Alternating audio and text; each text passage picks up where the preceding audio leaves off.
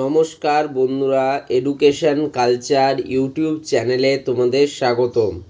তো আজকে আমি তোমাদের সাথে কথা বলবো যে বিষয়ে, সেটা হচ্ছে যে তোমরা যারা ডিপ্লোমার প্রথম বর্ষে এবং দ্বিতীয় বর্ষে অ্যাডমিশন নিতে চাও, তাদের অলরেডি কিন্তু ফার্স্ট ফেজ অফ কাউন্সেলিং যেটা, তার কিন্তু রেজাল্ট আউট হয়ে গিয়েছে এবং সেকেন্ড ফেজের রেজাল্টও কিন্তু রয়েছে তোমাদের খুবই তাড়াতাড়ি।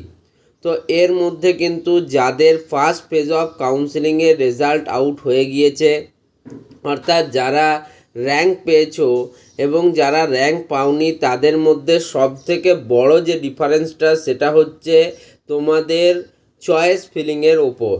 প্রিভিয়াসলি দেখা গেছে, আমি ফার্স্ট ফেজ কাউন্সিলিংয়েরও মোটামুটি তোমাদের যে অ্যানালিসিস করে বুঝলাম, খুব কম র্যাঙ্ক করেও কিন্তু স্টুডেন্টরা যেমন কলেজ পেয়েছে, বেশি র্যাঙ্কের স্টুডেন্টরাও কিন্তু চয়েস ফিলিংয়ের মাধ্যমে ভালো ভালো পলিটেকনিক কলেজ পেয়েছে। আবার অন্যদিকে দেখা গেছে একজন স্টুডেন্ট যে 4000 র্যাঙ্ক করেও ফার্স্ট ফেজ কাউন্সিলিংয়ে কলেজ পায়নি, অন্যদিকে তারই বন্ধু 5000 র্যাঙ্ক করেও কিন্তু কলেজ পেয়েছে।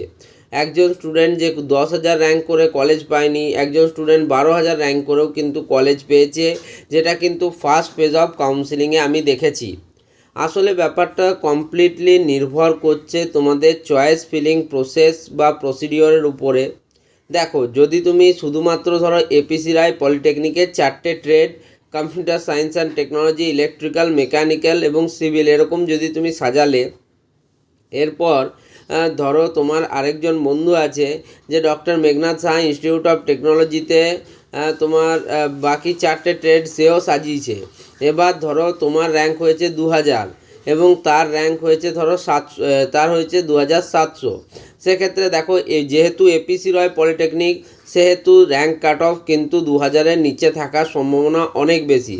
পক্ষান্তরে তোমার যে বন্ধুটা 2700 র্যাঙ্ক করে doctor Meghnad Saha institute of technology কলেজটিকে সাজিয়েছে, তাহলে তার কলেজ পাওয়ার প্রবাবিলিটি কিন্তু অনেকটা বেড়ে যাচ্ছে। তুমি নিজেই বলো না কেন, কাট অফ এপিসি রয় পলিটেকনিকের আর doctor Meghnad Saha institute of technology দুটোর তো কাট অফ সেম যাবে না, অবশ্যই কিন্তু কাট অফে ডিফারেন্স থাকবে। তার মানে তোমরা বুঝতে পারছো একটা জিনিস, যে কি হচ্ছে ব্যাপারটা। ব্যাপারটা এটাই হচ্ছে যে চয়েস ফিলিংয়ের উপর অনেক কিছু নির্ভর করছে।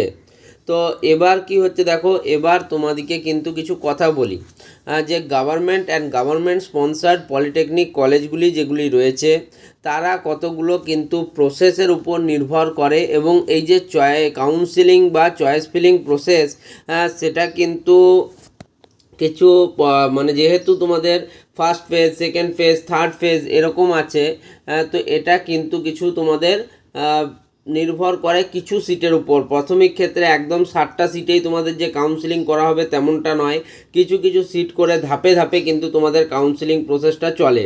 ধরো প্রথম ফেজে 20টা সিট দিল, নেক্সট ফেজে 30টা সিট দিল, লাস্ট ফেজে 10টা সিট দিল, এইরকম করে কিন্তু তারা ডিভাইড করে দেয়। এমন হয় না যে প্রথম ফেজেই তোমার টোটাল সিটের উপর কাউন্সিলিং হয়ে গেল। সেক্ষেত্রে তো তোমরা সেক্ষেত্রে যদি সেরকমটাই হতো, তাহলে তো প্রত্যেকটা স্টুডেন্ট ফার্স্ট ফেজেই কিন্তু চান্স পেয়ে যেত, 60টা সিট বুক হয়ে যেত, আর কোনো চান্সই থাকতো না। তো এরকমটা কিন্তু হয় না। তো যাই হোক, তোমাদেরকে আমি একটা কথাই বলবো, তোমরা দেখো এই যে প্রসেস, এই প্রসেস থেকে তোমরা কিন্তু ফার্স্ট ফেজ অফ কাউন্সিলিং থেকে 3টে দিকে যেতে পারো। এক হচ্ছে, যদি তুমি ফার্স্ট ফেজে কোনো কলেজ পাওনি, সেক্ষেত্রে তোমাকে চুপচাপ সেকেন্ড ফেজ রেজাল্ট বেরোনো পর্যন্ত ওয়েট করতে হবে। দ্বিতীয় বিষয়, যদি এমনটা হয় যে তুমি ফার্স্ট ফেজে কলেজ পেয়েছো এবং তুমি যে চয়েসটা পেয়েছো সেই চয়েসে তুমি খুশি, সেক্ষেত্রে তুমি সেই কলেজে গিয়ে অ্যাডমিশন নিতে পারো। অ্যাডমিশনের জন্য কি কি ডকুমেন্ট লাগছে সেটা আগেই বললাম। তোমার প্রথমে হচ্ছে, দেখো তোমার কিন্তু মাধ্যমিকের অ্যাডমিট কার্ডটি লাগবে, ঠিক আছে? মাধ্যমিকের তোমাদের marksheet and certificate, Aadhaar card. Next তার সাথে কিন্তু তুমি অবশ্যই তোমাদের 2 কপি ফটো নিয়ে যাবে। তার সাথে তোমাদের যাদের টিএফডাব্লিউ, ইডাব্লিউএস বা যে তোমাদের কোনো কাস্ট কোটা রয়েছে, যেমন এসসি, এসটি বা ওবিসি, তার কিন্তু তোমাকে অরিজিনাল এবং তার সাথেই তোমাকে জেরক্স নিয়ে যেতে হবে। স্কুলের যে তোমাদের টিসি দেওয়া হয়, ট্রান্সফার সার্টিফিকেট যেটা দেওয়া হয়, সেটা তোমাকে নিয়ে যেতে হবে। এবং তার সাথেই 3টে main document, domicile certificate, anti ragging certificate এবং মেডিকেল ফিটনেস সার্টিফিকেট কিন্তু নিয়ে যেতে হবে। যখন 2020 সাল বা তার পরবর্তী সময়ে কিন্তু অনেক ক্ষেত্রে দেখা গেছে যে কোভিড-19 যে ভ্যাকসিনেশন সার্টিফিকেট সেটাও কিন্তু বাধ্যতামূলক করা হয়েছিল, যদিও কাউন্সিল হিসেবে সেটা নেওয়া হয় না, কিন্তু অনেক কলেজ সেটা চেয়ে থাকে। তাই আমি তোমাদের বলছি এই যে ডকুমেন্টগুলো বললাম প্রত্যেকটা ডকুমেন্টের কিন্তু তুমি প্রিন্টেড কপি বা জেরক্স কপি নিজের সাথে নিয়ে যাবে এবং সেগুলো অবশ্যই কিন্তু খুব ইম্পর্ট্যান্টলি রাখবে নিজের কাছে। তো মোটামুটি এই ছিল তোমাদের আজকের আলোচনার বিষয়বস্তু, যে তোমরা কিন্তু চয়েস ফিলিংটা যে যেরকম করেছো তার কলেজ পাওয়ার প্রবাবিলিটি সেরকমভাবে ডিপেন্ড করছে। এমনটা বললে হবে না যে আমার বন্ধু 10,000-এ কলেজ পেয়েছে আমি 5,000-এ পাইনি কেন, সেটা সম্পূর্ণরূপে নির্ভর করছে চয়েস ফিলিং প্রসেসের উপর। আরেকটা বিষয়ের উপর নির্ভর করে, সেটা হচ্ছে কাস্ট সার্টিফিকেশন। ধরো তোমার বন্ধুর যদি শিডিউল কাস্ট বা শিডিউল ট্রাইব থাকে আর তোমার জেনারেল ক্যাটাগরি তুমি স্টুডেন্ট হয়ে থাকো, সেক্ষেত্রে ব্যাপারটা হচ্ছে যে তোমার থেকে তার প্রবাবিলিটি বেশি, যেহেতু তার কাছে তার কাছে একটা কি বলবো কাস্ট কোটা রয়েছে। SC ST বা OBC যেই কাস্টেরই সে হোক না কেন, কাস্ট কোটা যেহেতু তার কাছে আছে, সে কিন্তু তার প্রবাবিলিটি বেশি হবে। এবার আরও একটা বিষয় নিয়ে তোমাদের সাথে একটু আলোচনা করে দিই, যে আমি বললাম 3 ধরনের স্টুডেন্ট থাকে। প্রথম ধরনের স্টুডেন্ট যারা হচ্ছে তোমাদের যারা ফার্স্ট ফেজ অফ কাউন্সিলিংয়ে কোনো কিন্তু কলেজে চান্স পাওনি, তাদেরকে সেকেন্ড ফেজের জন্য ওয়েট করতে হবে। 2 নম্বর স্টুডেন্ট যারা কিন্তু অলরেডি কলেজ পেয়েছো এবং পছন্দও হয়েছে, সেই সমস্ত স্টুডেন্টদিকে কলেজে অ্যাডমিশন নিতে যেতে হবে।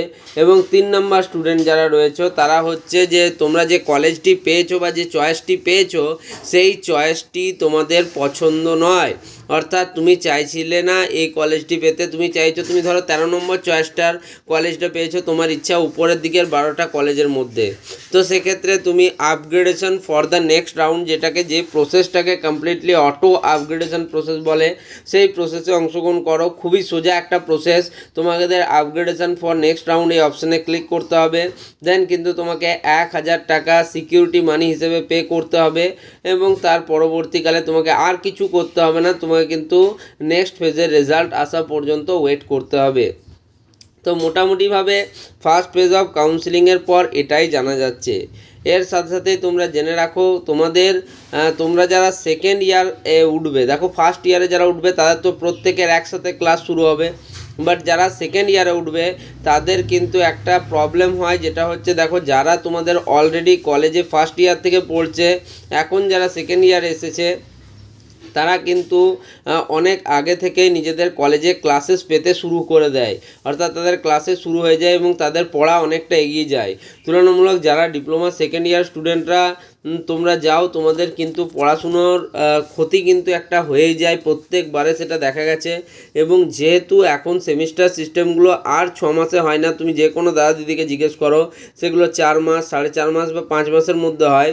সেক্ষেত্রে একটা প্রবলেম কিন্তু তোমাদের সাথে লেগেই থাকে, সেটা হচ্ছে তোমার পড়াশুনোর ব্যাপারটা কি হবে। তো তাই আমি তোমাদের যেই মাত্র তোমাদের কাউন্সিলিং প্রসেস শেষ হবে, আমি কিন্তু তোমাদের জন্য রেগুলার ক্লাসেস দেওয়া শুরু করব। তো যাই হোক, এই ভিডিওটা এখানেই শেষ করলাম। ভিডিওটা ভালো লাগলে ভিডিওটিকে লাইক করো, বন্ধুদের মধ্যে শেয়ার করো, চ্যানেলটিকে সাবস্ক্রাইব করো। ধন্যবাদ।